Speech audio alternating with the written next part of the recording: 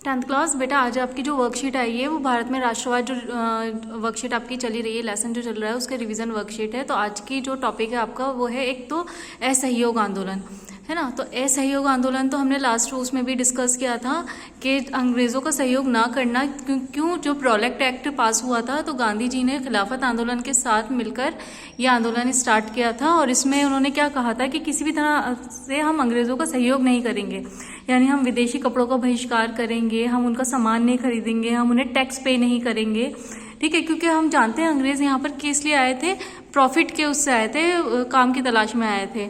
तो अब जब उनको हम जब प्रॉफिट ही नहीं देंगे, जब उनका काम ही नहीं होगा, तो वो अंग्रेज़ जो है वो भारत छोड़ के चले जाएंगे।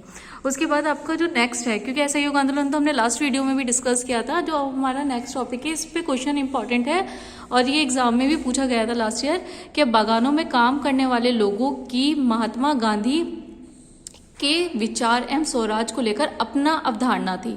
क्वेश्चन ये पूछ रहा है वो कि जो बागान मालिक थे, ठीक है, जो असम के बागान मालिक थे, वो स्वराज को ये नहीं समझते थे कि अंग्रेज चले जाएं वो हमें स्वराज है, स्वतंत्रता है। उनकी स्वतंत्रता की अपनी एक सोच थी, अपनी एक अवधारणा थी। वो सोच ये थी कि वो असम में जो बागान में मजदूर काम करते थे वो थे बंधुआ मजदूर, ठीक है। वो कैसे मजदूर थे बेटा? बंधुआ मजदूर, यानी उनको जो है ज़बरदस्ती वहाँ पर काम करने के लिए रखा गया था। तो उनको लगता था कि अगर हमें इन बंधुआ मजदूरी से आज़ादी मिल जाए, ठीक है, हमें ये आज़ादी हो कि हम अपनी मर्जी से काम को ले सकें और काम को छोड़ सकें, तो हमें हमारे लिए वो स्वराज है। तो बागान मालिकों के लिए महात्मा गांधी का विचार ये नहीं था कि अंग्रेज़ भारत छोड़ो, उनका विचार था कि स्वराज जो है वो हमें हमारी मजदूरी से, हमारी बंधुआ मजदूरी से आज़ादी है। उसके बाद नेक्स्ट टॉपिक दे रखा है इसमें आपको साइमन कमीशन, ठीक है। जो साइमन कमीशन का टॉपिक है बेटा, इसमें जो है वो 7 लोग थे जो इंडिया आए थे।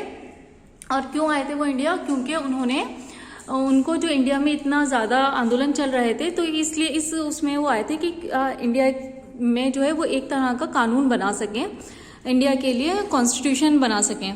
तो जब साइमन कमीशन इंडिया आया तो एक साइमन गो बैक का नारा लगा, यानी साइमन वापस जाओ, क्योंकि इस कमीशन के जो हेड थे वो सर साइमन थे, इसी नाम पर इनका कमीशन का नाम साइमन कमीशन रखा गया।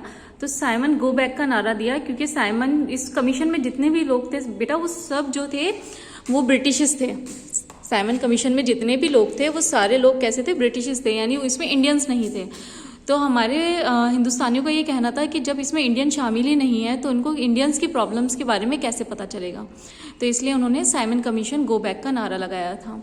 उसके बाद आती है पूना पैक्ट। पूना पैक्ट जैसे पैक्ट का मतलब ये कानून बना था, जो बना था सितंबर 1932 में। और इसमें जो है वो हमारे वयस्क लोगों को, यानी जो हमारे एडल्ट हमारे लोग हैं, उनको वोट देने का अधिकार दिया गया था, ठीक है। और ये अधिकार कब पास हुआ था? जब गांधी जी ने आमरण अनशन किया था। गांधी जी के आमरण अनशन के कारण ये अधिनियम लागू हुआ था।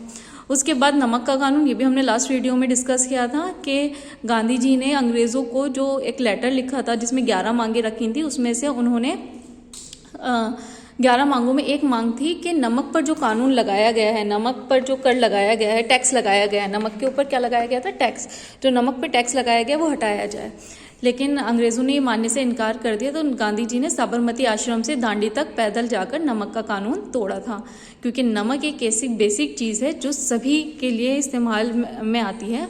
और इस कानून के तहत, इस आंदोलन में गांधी जी के साथ सारे वर्ग के लोग जुड़े थे, क्योंकि नमक हर एक की रसोई में इस्तेमाल होता है।